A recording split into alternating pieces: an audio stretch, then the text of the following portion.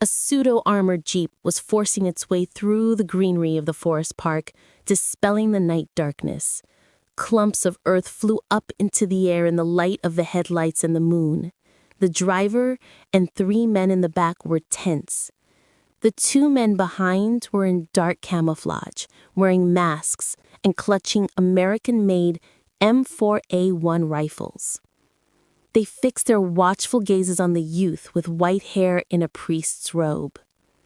The once pure white robe was smeared with dirt and barely resembled sacred vestments. The identity of this person did not concern the men in camouflage, even if he were a real priest. Considering his abilities and mannerisms, that was a bad joke. Alone, with only a strange pistol and a sword like those of the Jedi from the movies, he had managed to offer serious resistance, and they ultimately had to call for backup. All they managed to do was delay him for a while. To be honest, even that was barely successful. Despite his hands being securely shackled with special handcuffs, the work of the goddess, and seemingly having nothing to fear, the training and instructions drilled into their subconscious did not allow them to relax their vigilance for even a second. The youth watched his escort with narrowed eyes, trying to catch a moment to get rid of them, but to his great regret, no matter what he did, how he provoked them, or what he said, they sat in silence, drilling him with their gazes through the slits of their masks. He did not like this. He definitely did not like this. These guys were professionals, and they were trained to a level that half of the church's exorcists couldn't match. They knew their job well and were extremely cautious. He clicked his tongue to himself, barely hiding his disappointment. He would have gotten rid of them long ago, even in this situation. But they had taken all his weapons and placed some kind of handcuffs enchanted with a strange spell on his hands. But despite this, there was still a way out. No matter what the spell was, if you knew the basic weaknesses of such energy structures, you could always break it. It wasn't for nothing that he had spent so many years in the ranks of the church's best exorcists. In a normal situation, he would not have allowed himself to be caught so foolishly, but his opponents managed to present a few surprises. He immediately dismissed any connection to the 3 great powers or the magic association because they worked differently. He also ruled out their connection to that bitch, Gremory, and her spawn. Demons never worked this way or relied on firearms. Their power lay in demonic energy. But what did they care about him? No, about the fallen angels in general. Who the hell were they? A sea of questions boiled in his head, but despite everything, he was forced to acknowledge their professionalism. The strange anomaly started one after another. First, the precise shelling gave him a headache. He could dodge ordinary bullets, but theirs were enchanted. The enchantment was different, and that was strange. He himself didn't wield magic, but he was well versed in such matters and could tell that he had never encountered such spells. He couldn't dodge their bullets and had to block them with his sword. It seemed the bullets' speed and penetration power were increased. Pinned down by heavy fire, he could barely advance cautiously towards them. And when he almost reached his goal, a new opponent appeared, also human, also seemingly ordinary at first glance, but despite that, she was not so simple. She had a crystal silver blade, and when their swords clashed, his light sword ceased to function, shattering into fragments of light. His pistol was useless too. All the light bullets were dispersed by the girl's sword. He was completely disarmed. And then, the logical outcome. He was subdued before he could squeak. Fast, precise, coordinated, and professional. Very few organizations could boast such training, and about these people, he had heard nothing. This was especially strange given the fact that the girl who took him down was a sacred gear user. Holy gears of that level are usually controlled by the 3 powers or other serious organizations, but he couldn't detect any connection to anyone. Everything was strange. As they drove deeper into the forest park, they heard a roar. Boom, boom, boom! A series of explosions rang out from the destination of their journey, from the ill-fated church. Turning his head, he saw magical flashes blooming in the sky like fireworks. A moment later, the crackle of automatic fire and another series of explosions followed. Boom, boom, boom! The fighters jumped from their seats and grabbed their rifles.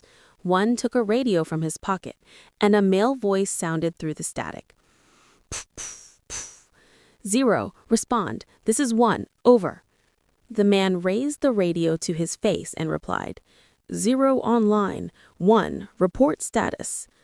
Ambush, 0, we're ambushed. Several enemy units suddenly appeared in the clearing in front of the church. They are all strong. The goddess is engaging their leader, while Bro is busy with the 2 most problematic ones. The high priestesses are approaching, but it will take time. Total enemies 15 units. We are being pushed back. Urgent backup required. Acknowledged 1. We will be there soon. Shoving the radio into his pocket, he yelled at the driver, prepare the heavy armament and move to the scene of action. We will go ahead. He suddenly squinted at the youth. Do not take your eyes off of this one. The 2 fighters jumped out of the car and vanished into the shadows of the forest park. A smile stretched across the youth's face. This was his chance. The driver, vaulting into the back, began to uncase some kind of mounted weapon in the middle. A moment later, a large caliber sniper rifle, 1.5 meters long, appeared in the light. Phew, that's a nasty little toy they have. While the fighter was busy preparing the weapon, a sudden crackle of branches sounded, and in the next second, a girl flew out of the shadows. She held a sword in her hand, but that wasn't the main thing. As soon as Fried noticed her, he grimaced in disgust. She reeked of that damned demonic stench. All the demonic spawns stunk unbearably. He hated that smell, and he loved it when that smell was permeated only by their blood. The fighter lunged for his rifle, and the youth decided to act.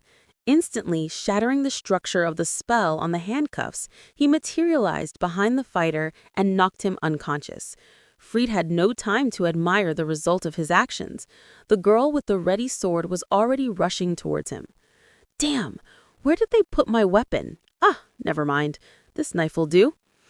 He barely managed to draw a tactical knife from his holster when the screech of metal on metal rang out. Taking the girl's sword strike, the knife blade glowed with a bluish light, absorbing the crimson demonic energy. The youth's face contorted into a grin, and his foot slammed into the girl's abdomen. She was thrown out of the jeep and onto the ground. Fried switched the knife grip and whistled. Pew, that's a decent little toy. It'll do for now. Grinning, he rushed at her again. She barely managed to get up before struggling to block the knife strike. In the next moment, a new kick struck her side, sending her flying into a tree. The sound of splintering wood followed. Fried flew up to her and slashed her throat. Streams of hot, demonic blood fountain sprayed his holy clothes, and a maniacal smirk played on his lips. Ha ha ha! Now that's what I'm talking about. That's how you deal with this filth. Damn demonic spawns. Phew! Licking the alien blood from his lips, his face contorted in disgust, and he spat. Damn! What kind of filth flows in their veins? Right. What should I do now?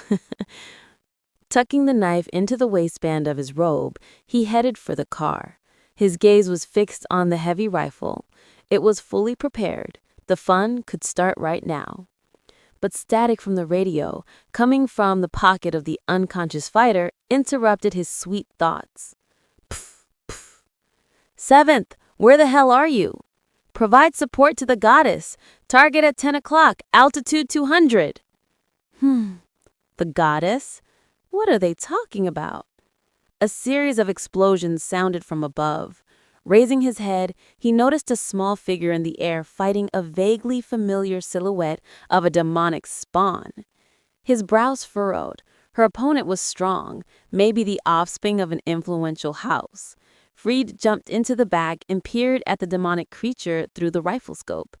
His eyes widened in surprise, and a satisfied smile crept onto his face.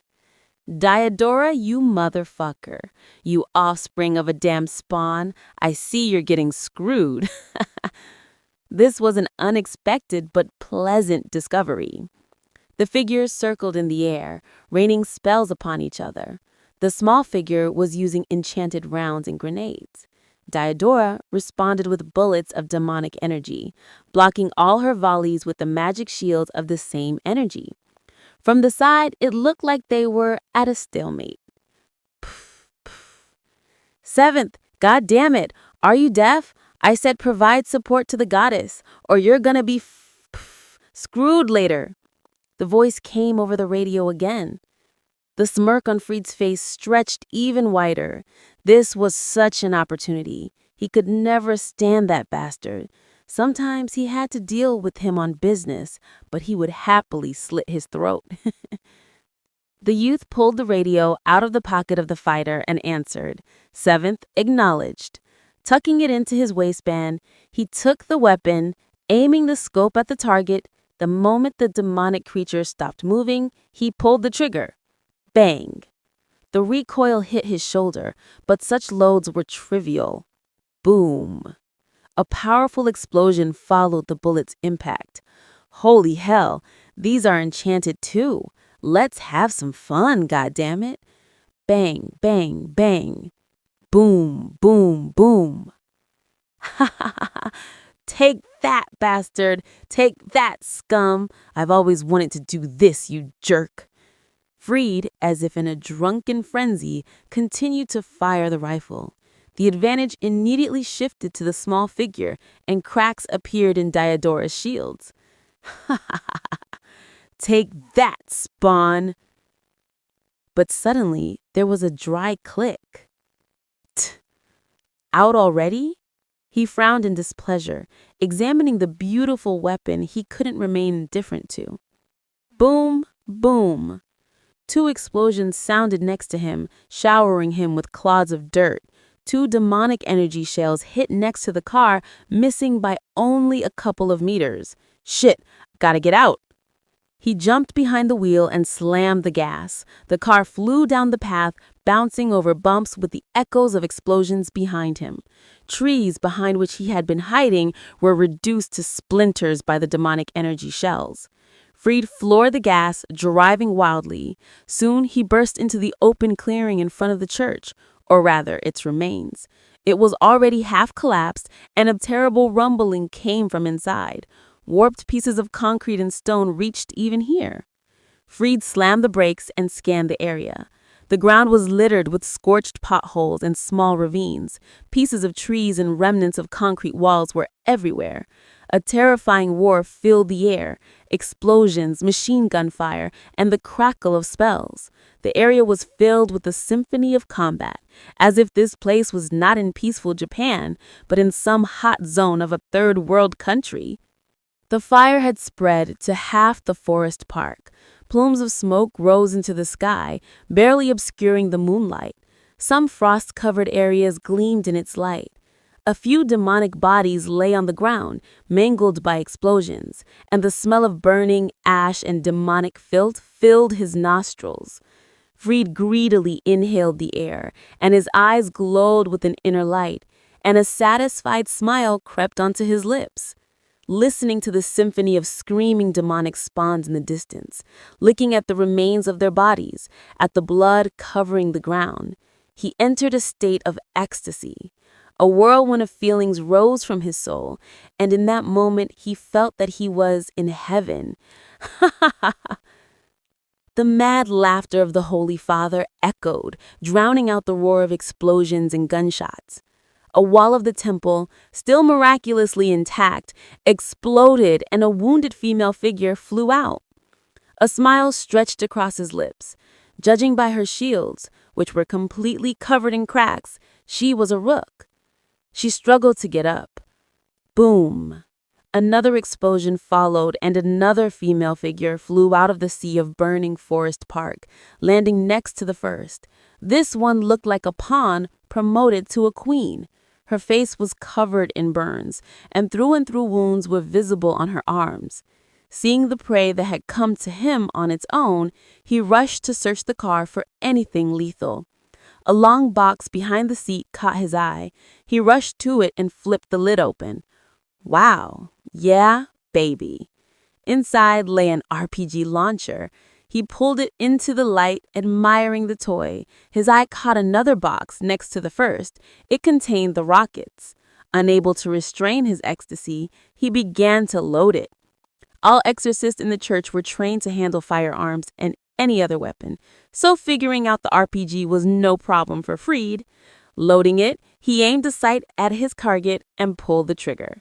A jet of flame struck behind him, and the rocket flew straight into the demonic creatures. Boom! A deafening explosion of such force rang out that Freed's ears rang, and the blast wave threw him back into the Jeep. No fucking way! What power! And these charges aren't simple either. Lying on his back, he didn't even feel the damage from the blast wave. Only the genuinely happy smile of the Holy Father remained on his lips. He would have stayed in ecstasy, but he realized that if he lingered, he might miss the next dish. So he jumped up and looked out. He gazed proudly at the consequences of his actions, admiring the shredded remains of the creatures scattered around. The moonlight highlighted the enormous shadow of a giant on the remains of the church. Its body was entirely covered in plate armor. Sensing danger, Freed narrowed his eyes, assessing the opponent. He felt that this opponent was not simple. All his experience screamed that he was dangerous. Perhaps he couldn't handle it. Its glowing eye sockets drilled through him through the plated helmet. As Freed thought, the giant moved to decisive action. He swung his arm. Freed tensed even more. And the giant gave him a thumbs up. Freed smirked and returned the gesture. The giant nodded and disappeared back into the church, from which the echoes of the battle continued. This is the true heaven! It had been a long time since Freed had participated in anything like this. After he was expelled from the church, he had to settle for pathetic nobodies, but now a real feast lay before him. He had used up all the RPG charges, grenades, and rifle magazines. In his hands remained only a pair of tactical knives glowing with a bluish light, which he was meticulously using to slice the small, struggling pawn into rags. Static from the radio, stuffed into his robe pocket, reached his ecstasy-clouded mind. Psst, psst. 7th, retreat immediately. Can't you see what's happening? Cursing the annoying voice in the radio that distracted him from his magnificent activity, he wanted to tell him to go to hell. He was only restrained by the fact that someone on that radio was relaying the coordinates of the demonic creatures he could carve into minced meat. However, he noticed that something truly strange was happening. Raising his gaze from the bleeding pawn, he saw 2 energy flashes enveloping the surrounding area with pressure. A flash of dark light emanated from behind the ruins of the church, and it was Theodora. That bastard! He's still alive. Wait, something is wrong with him. He's become stronger. No way. He was strong before, but now...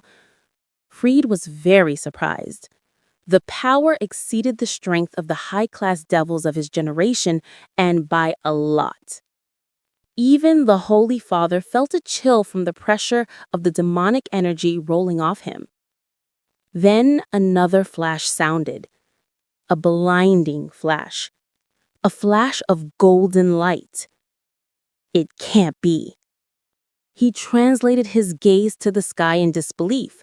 A small figure hovered a couple of 100 meters high, pouring a blinding golden radiance into the space. And this light, is she an angel? But such power and holy might, no, it can't be. Something is wrong with her. Such nostalgic words reached him.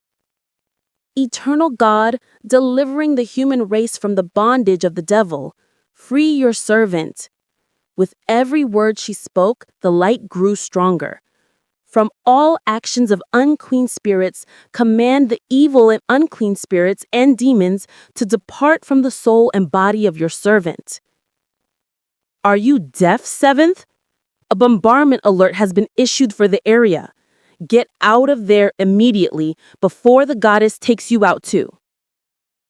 Even without this warning, Freed felt in his soul that things were truly bad. Such an amount of energy. What would happen here? He spat at the pond and jumped into the Jeep, driving recklessly away from the church. He barely managed to get a little distance before, boom! His ears were ringing with a wild roar, and he was slammed into the steering wheel. The car almost flipped, skidding on the dirt road. Blood ran down his forehead. His heart hammered like mad. But not from fear, but from ecstasy. True fanaticism could be seen in his eyes as he gazed at the consequences of the so-called area bombardment. All that was left behind, a gigantic crater half a kilometer in diameter. The nearby forest park no longer existed, and not even a stone remained of the former temple ruins. Only powerful emanations of light and demonic energy poured from there. Holy shit! This is the true heaven!